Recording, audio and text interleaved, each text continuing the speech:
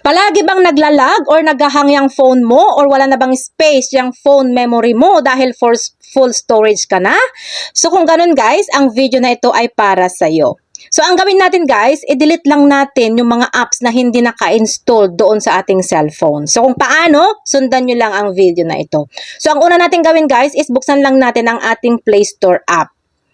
And then, pindutin natin itong profile picture natin. Tapos itong manage apps and device. And then itong manage. Tapos pindutin lang natin itong nakasulat dito na installed. And then piliin natin itong not installed.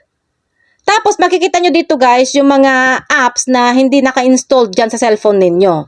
So para magkaroon kayo ng space ng memory ng yung phone memory ninyo at iwas paglalag na rin or paghahang, i-delete lang natin ang mga ito. I-check lang natin ito lahat guys or pwede nyong piliin kung ano lang yung gusto nyong tanggalin or i-delete.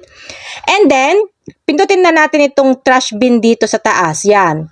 And then, remove. So, ayan na guys, nawala na yung mga apps na hindi naka-install dito sa phone ninyo.